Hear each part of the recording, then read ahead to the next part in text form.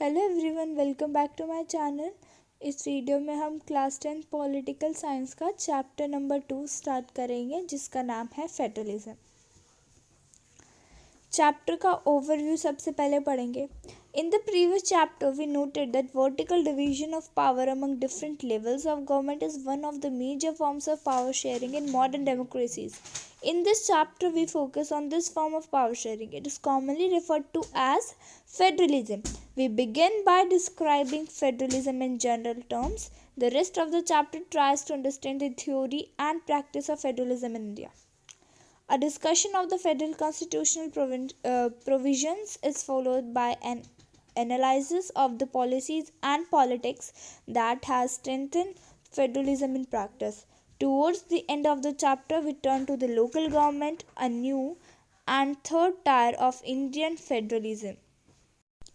अब हमने last chapter में क्या देखा, यानी कि फर्स्ट चैप्टर में हमने देखा वर्टिकल डिवीजन ऑफ पावर कैसे होता है, कि पावर का वर्टिकली डिवीजन कैसे होता है, किन में होता है, among different level of government, यानी कि जो डिफरेंट लेवल है और जो डिफरेंट ऑर्गन्स ऑफ गवर्नमेंट है, तो बेसिकली उनमें कैसे डिवीजन होता है. अब जो वर्टिकल डिवीजन ऑफ पावर है वो तो बेसिकली लेवल में ही होगा. हॉरिजॉन्टल डिवीजन ऑफ पावर आएगा तो वो डिफरेंट ऑर्गन्स में आ जाएगा.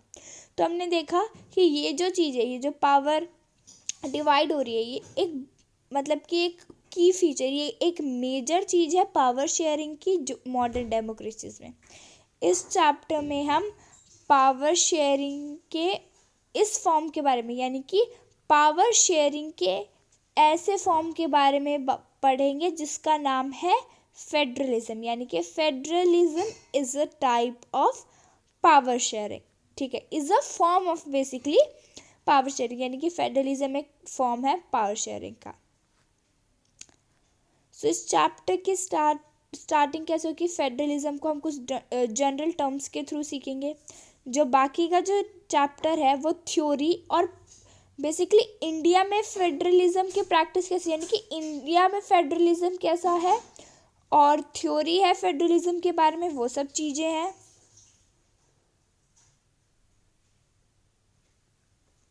और चैप्टर के एंड में हम लोकल गवर्नमेंट के बारे में भी पढ़ेंगे, जो कि थर्ड टायर ऑफ गवर्नमेंट है बेसिकली. ठीक है, तो चलो चैप्टर को स्टार्ट करते हैं. So the first topic of this chapter is what is federalism. Let us get back to the contrast between Belgium and Sri Lanka that we saw in the last chapter. Belgium और श्रीलंका की case study तो आपको याद होगी.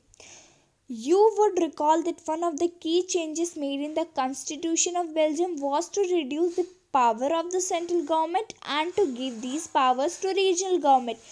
यानी कि हम अगर आपको ये चीज़ रिकॉल करनी है कि कॉन्स्टिट्यूशन, जो बेल्जियम का जो कॉन्स्टिट्यूशन था उसमें एक क्या चेंज आया, कि वो जो चेंज यानी कि की चेंजेस, यानी कि बहुत इम्पॉर्टेंट चेंज जो था वो बेल्जियम के कॉन्स्टिट्यूशन में वो क्यों आया था, ताकि सेंट्रल गवर्नमेंट की पावर रिड्यूस हो जाए और उसकी पावर रीजनल गवर्नमेंट को दे दी जाए. अब ये पॉजिटिव वे में इसका क्या यानी कि पॉजिटिव चेंज किया गया था. ऐसा नहीं था कि सेंट्रल से पावर छीन के भाई थोप दी रीजनल गवर्नमेंट में, नहीं, ताकि सेंट्रल गवर्नमेंट जो है उसको रीजनल गवर्नमेंट से अलग अलग रीजन की जो है अलग अलग स्टेट की इंफॉर्मेशन उसको मिलती रहे, यानी कि उसके अंडर कुछ गवर्नमेंट है जो कि बेसिकली काम कर पाए, तो उसकी पावर को थोड़ा डिवाइड कर दिया था. Regional government existed in Belgium even earlier, और बाद में भी रीजनल गवर्नमेंट जो है बेल्जियम में थी. रीजनल गवर्नमेंट के पास अपनी पावर थी, अपना एक रोल था, लेकिन ये जो सारी पावर है ये गवर्नमेंट को दे दी गई and could be withdrawn by the central government, यानी कि सेंट्रल गवर्नमेंट ने बेसिकली बाद में अपनी पावर जो है वो ले ली थी.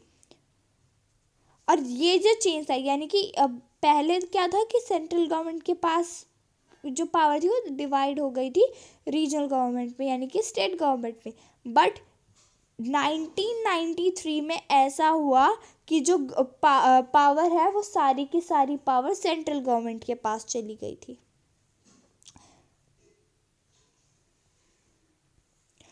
ठीक है, अब ये चेंज आया कि जो सेंट्रल गवर्नमेंट की जो पावर थी, जो सेंट्रल गवर्नमेंट ने अपनी पावर, यानी कि सेंट्रल गवर्नमेंट ने अपनी पावर दी थी स्टेट गवर्नमेंट को। लेकिन 1993 में क्या चेंज आया कि कॉन्स्टिट्यूशनल पावर्स दी जाएगी बेल्जियम को, और जो कि नो लॉन्गर डिपेंडेंट ऑन, यानी कि जो कॉन्स्टिट्यूशन में जो पावर है वो किसको दी जाएगी? बेल्जियम को।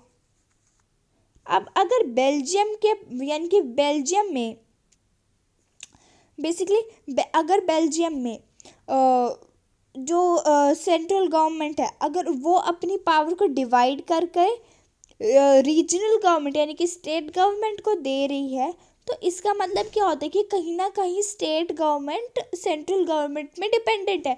बट 1993 में चेंज आया कि जो कॉन्स्टिट्यूशनल पावर है वो दे दी गई थी स्टेट गवर्नमेंट को, कि जो सेंट्रल गवर्नमेंट की जो पावर थी वो उसको वापस दे दी गई थी, यानी कि सेंट्रल गवर्नमेंट ने अपनी पावर वापस ले ली थी और स्टेट गवर्नमेंट को कॉन्स्टिट्यूशनल पावर दी गई थी। और इससे क्या चेंज आया था कि अब स्टेट गवर्नमेंट और सेंट्रल गवर्नमेंट पे डिपेंडेंट नहीं रहा था। Thus Belgium shifted from a unitary to a federal form of government।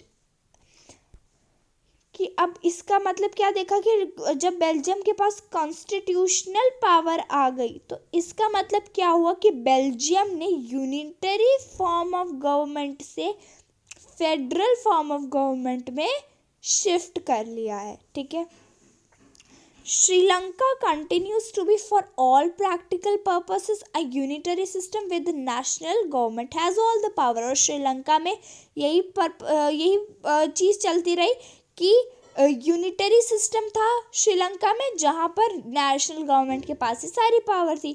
Tamil leaders want Sri Lanka to become a federal system. और जो तमिल लीडर्स थे वो ये चाहते थे कि श्रीलंका में फेडरल सिस्टम आए, बेसिकली पावर जो है वो डिवाइड हो। Federalism is a system of government in which the power is divided between a central authority and various constituent units of the country। अब यहाँ से निकल के आती है हमारी फेडरलिज्म की डेफिनेशन। अब फेडरलिज्म का मतलब समझ लेते हैं। सबसे पहले क्या है फेडरलिज्म? एक गवर्नमेंट का एक ऐसा सिस्टम है जिसके अंदर पावर सेंट्रल अथॉरिटी और बाकी various constituents of the country. इसका मतलब है कि सेंट्रल गवर्नमेंट स्टेट गवर्नमेंट में सेंट्रल गवर्नमेंट की पावर डिस्ट्रीब्यूट हो रही है और फर्दर जो है उसकी पावर डिस्ट्रीब्यूट होती जा रही है, यानी कि बेसिकली सेंट्रल अथॉरिटी की जो पावर है वो various constituent units of the country में डिवाइड हो जाए, यानी कि स्टेट गवर्नमेंट में डिवाइड हो जाए। ठीक है, तो ये है हमारी फेडरलिज्म की डेफिनेशन। यहाँ से यहाँ तक divided between a central authority and various constituent units of the country, ये है हमारी यहाँ पे definition. Usually a federation has 2 levels of government. Usually federalism में 2 लेवल ऑफ गवर्नमेंट में की बात की जाती है, बेसिकली जो है सेंट्रल और state government। One is the government for the entire country that is usually responsible for few subjects of common national interest, जो कि है हमारी central government। The other are governments at the level of provincials और state, जो कि है state government। ठीक है, both this level of government enjoy their power independent of other, यानी कि ये जो both level of government है ये अपनी power को independently enjoy करते हैं।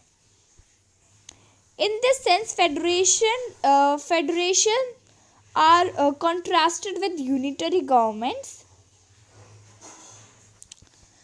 Under the unitary system, either there is only one level of government or the subunits are subordinate to the central government। अब unitary system के अंदर क्या आता है कि या तो one level of government या subunits जो है are subordinate to the central government, यानी कि गवर्नमेंट की सब यूनिट्स जो कि स्टेट हो गई या फिर लोकल लेवल पे थोड़ी हो गई, वो सबऑर्डिनेट रहेगी सेंट्रल गवर्नमेंट में, वो डिपेंडेंट रहेगी सेंट्रल गवर्नमेंट में। सेंट्रल गवर्नमेंट जो है वो ऑर्डर पास कर सकती है प्रोविंशियल या लोकल गवर्नमेंट, जो कि स्टेट और लोकल गवर्नमेंट हो गई। लेकिन फेडरल इस सिस्टम में, but in a federal system central government state government को ऑर्डर नहीं कर सकती कुछ भी काम करने के लिए, ठीक है। फेडरल सिस्टम में क्या है कि central government cannot order the state government to do something, ठीक है।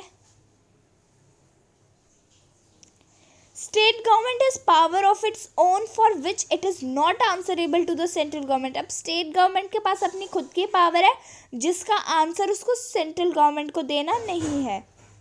both these governments are separately answerable to the people, यानी कि दोनों जो गवर्नमेंट है वो सेपरेटली लोगों को आंसर देगी, यानी कि स्टेट के पास जो पावर उसने उसका यूज़ किया तो वो अपनी पावर रिलेटेड लोगों से बात करेगी, और सेंट्रल के पास जो पावर है वो अपनी पावर रिलेटेड लोगों से बात करेगी।